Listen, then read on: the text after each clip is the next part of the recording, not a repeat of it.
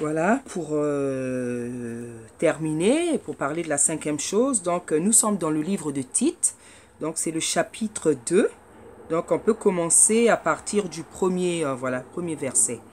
Donc voilà ce que nous dit la parole. En fait, c'est Paul qui parle donc à Tite.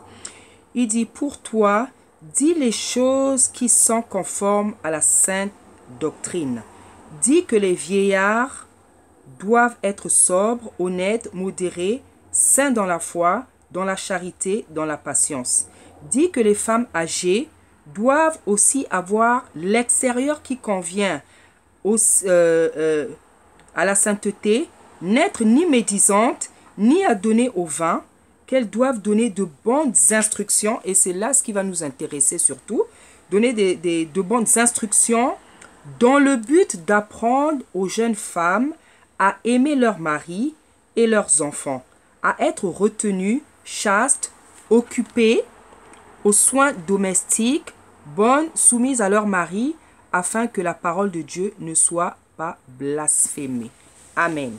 Voici mes chères sœurs, chères servantes de Dieu, ce à quoi Dieu appelle les femmes. Hein? Je veux relire, j'aime beaucoup ce passage-là, parce qu'il y en a qui se sont vraiment rebellés sur cette terre-là. Il y en a qui se sont vraiment rebellés. Il y en a qui n'aiment même pas entendre parler de ces choses-là. Oh, que la femme doit être soumise, que la femme doit s'occuper de ses enfants, de aimer leur mari, de les respecter. Ce sont des choses tellement merveilleuses. Je ne sais pas comment une femme peut renier, peut détester ce genre de choses. Hein? C'est des choses qui sont tellement belles. Et c'est ça à quoi Dieu a appelé la femme. Mais aujourd'hui, le malin a fait le contraire. Il a fait en sorte que les femmes détestent toutes ces choses auxquelles Dieu les a appelées. Mais je rends gloire à Dieu qu'il ait suscité des vraies servantes qui prennent plaisir à sa parole, qui l'aiment et qui prennent plaisir à ce qu'il a recommandé. Moi, pour ma part, bien aimé dans le Christ, j'aime tellement ce Dieu, ce qu'il déclare dans la parole, ce qu'il a recommandé aux femmes, ce qu'il attend des femmes. Moi, c'est mon mode de vie et depuis longtemps, même avant que je ne connaisse le Seigneur, même dans ma jeunesse, j'avais déjà ces signes-là, ces signes, hein, les signes de ces comportements dans ma vie. Donc, je veux relire parce que pour moi, c'est un passage tellement merveilleux. C'est des choses tellement pures, tellement pieuses, tellement merveilleuses que Dieu demande aux femmes. Mais le diable a fait que la femme déteste ce que Dieu a demandé. Alors que c'est ce qu'il y a de plus pur, c'est ce qu'il y a de saint. Permettez-moi, mes chères sœurs, jeunes filles, servantes de Dieu, de relire ce passage-là qui est tellement puissant et merveilleux. Parce que dans ce passage-là, dans cette recommandation, il y a une puissance, il y a le bonheur de la femme. Mais malheureusement, nombreuses n'ont pas encore compris ce à quoi Dieu les a appelées. Elles préfèrent le modèle satanique démoniaque que le malin leur a présenté. Parce que elles se trouvent plus importantes, elles se trouvent plus dignes. Hein? Donc je veux reprendre la lecture de ce passage-là pour expliquer point par point ce à quoi Dieu appelle les femmes. Voilà, donc on nous dit, pour toi, dis les choses qui sont conformes à la sainte doctrine. Bon, on va un peu descendre. Hein. Dis que les femmes âgées doivent aussi avoir l'extérieur qui convient à la sainteté, n'être ni médisante, ni à donner au vin, qu'elles doivent donner de bonnes instructions dans le but d'apprendre aux jeunes femmes à aimer leur mari. Premier point. Hein?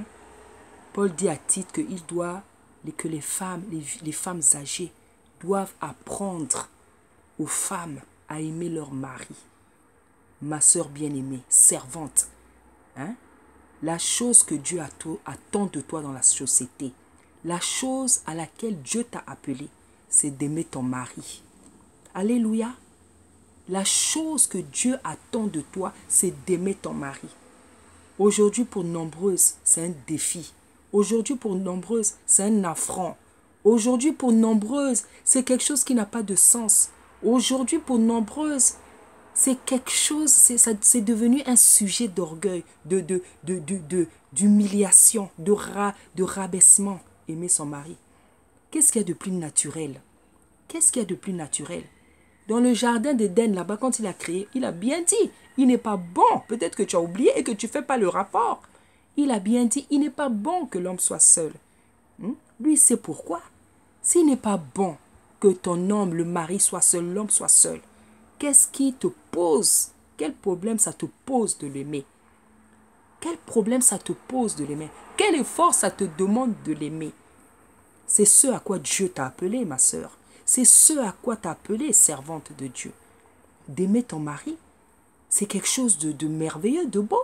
C'est beau aimer. Dieu nous a aimés et on voit ce qu'il a fait par amour pour nous. Il s'est sacrifié, il a donné sa vie pour sauver l'humanité. Quel problème ça te pose d'aimer ton mari? Quel problème ça te pose? Quel effort tu as à fournir? C'est gratuit, c'est simple, tu ne paies rien, tu ne fais aucun effort. C'est un sentiment qui est dans ton cœur. Parce que pour nombreuses, c'est devenu un sujet d'humiliation, comment dire, de rabaissement. Il y a même des femmes qui sont mariées.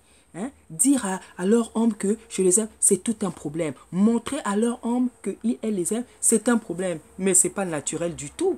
C'est pas naturel du tout. Si tu ne voulais pas l'aimer, pourquoi tu t'es marié? Si tu ne voulais pas l'aimer, pourquoi tu t'es marié? Si tu ne l'aimes pas, pourquoi tu t'es marié? C'est ce à quoi Dieu t'appelle. C'est ce à quoi Dieu, la première chose en ce qui concerne les comportements, ce que Dieu attend de la femme, c'est que les femmes aiment leur mari. C'est une recommandation divine. C'est un ordre. C'est une recommandation divine. Ce n'est pas quelque chose que tu dois faire parce que tu veux ou tu ne veux pas. Pour toi qui est enfant de Dieu, c'est une recommandation divine. Et c'est quelque chose de tellement beau, de tellement merveilleux. Vous savez, en tout cas, la chose la plus belle sur la terre, c'est l'amour. Parce que l'amour, ça donne des ailes. L'amour, ça donne de l'énergie. L'amour, ça donne de la force. L'amour, ça donne la santé. L'amour, ça donne l'équilibre à un homme. Ça donne la paix. Ça te donne la santé. L'amour, c'est la meilleure chose qu'il y a sur la terre, que l'homme puisse avoir et recevoir. Parce que ça donne la santé. Ça te donne un joli teint. Ça te donne une bonne mine. C'est un médicament. C'est un médicament. C'est une thérapie. C'est un médicament. C'est une force. C'est une énergie vibrante. Et Dieu, il dit dans sa parole que l'amour, c'est la plus grande chose. Paul nous dit de la part du Seigneur que l'amour, c'est la plus grande chose. Il y a la foi, il y a l'espérance, il y a l'amour. Et il dit parmi ces trois choses, la plus grande, c'est l'amour. Et c'est pour ça que le Seigneur disait qu'il n'y a rien de plus grand que de donner sa vie. Parce que l'amour, c'est donné. L'amour, c'est donné. Donc, bien-aimé dans le Seigneur, chère servante de Dieu, la chose à laquelle Dieu t'a appelé, la chose que Dieu attend de toi, chère femme, c'est que tu aimes ton mari. Quoi de plus naturel? Quoi de plus merveilleux? Quoi de plus naturel? Voilà. Donc, en ce qui concerne les comportements qu'on doit avoir, la première chose que Dieu attend des femmes, c'est qu'elles aiment leur mari.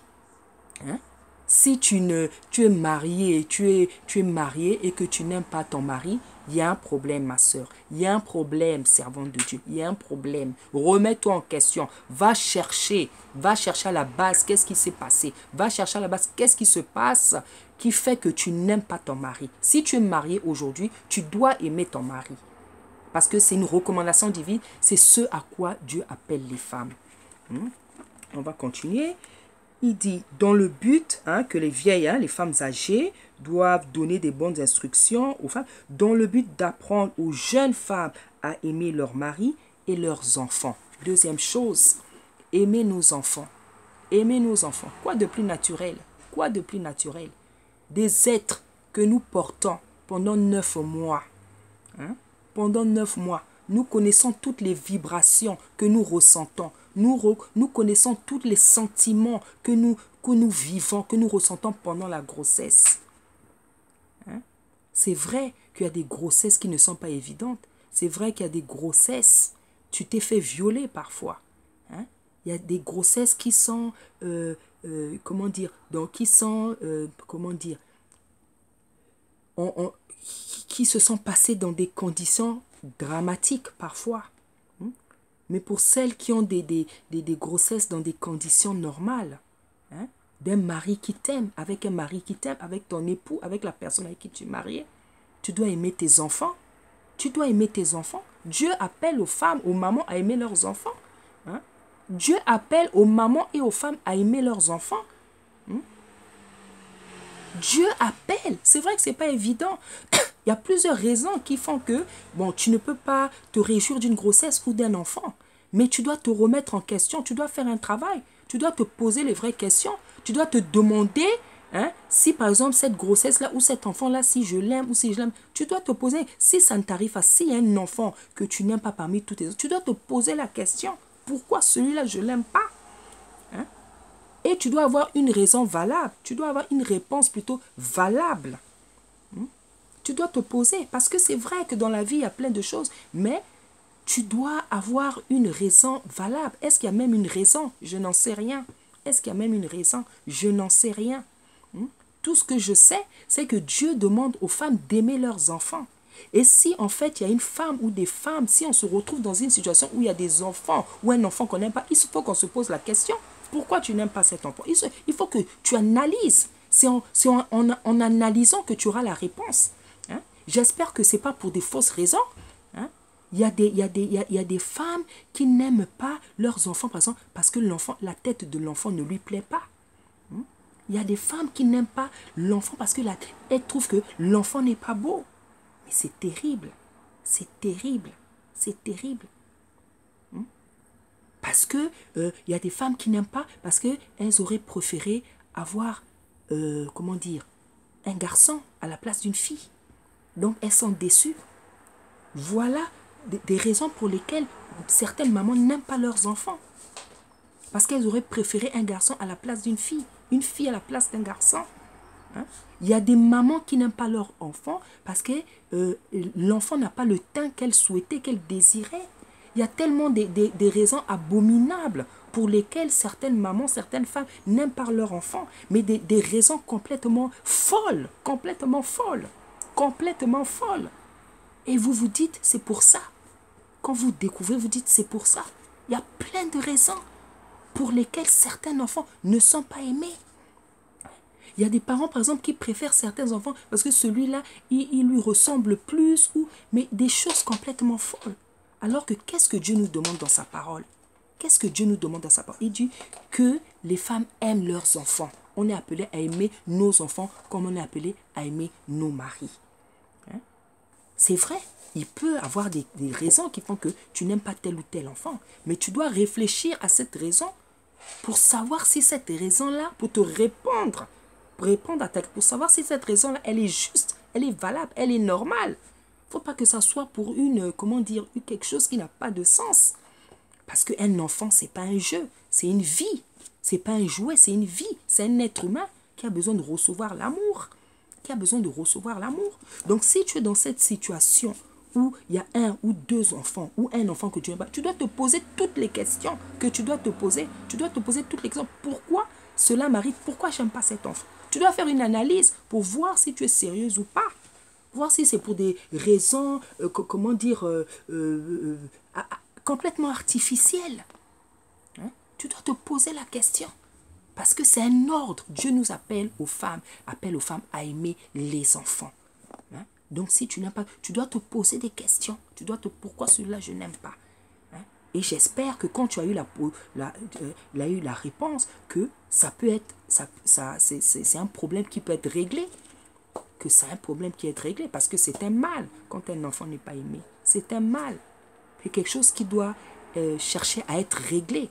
À moins que vraiment cet enfant-là, il soit vraiment de la semence, d'une semence diabolique. Mais Dieu est Dieu. Hein? Si tu as marié vraiment un serviteur, si tu as marié un croyant comme toi-même, si vous êtes dans une vie de prière, Dieu va s'arranger pour ne pas vous donner des cadeaux empoisonnés.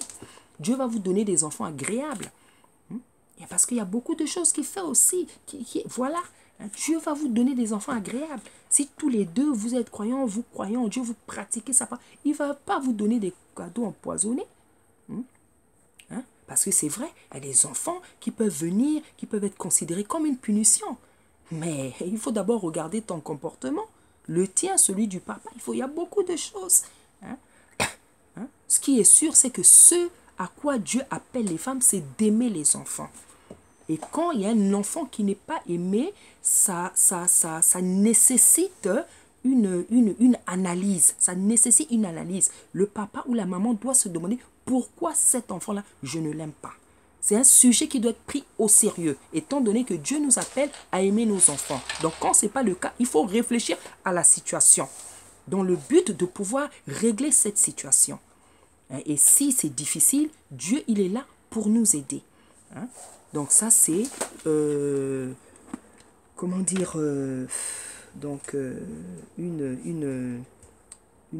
voilà, en ce qui concerne les comportements, à quoi Dieu appelait, hein, le rôle de la femme dans la société, c'est d'aimer, hein, d'aimer leur mari, d'aimer les enfants. Et après, qu'est-ce qu'on voit? On dit que à aimer leurs enfants, à être retenus, à être chaste, occupés aux soins domestiques, bonnes, soumises à leur mari, afin que la parole de Dieu ne soit pas blasphémée. On va continuer.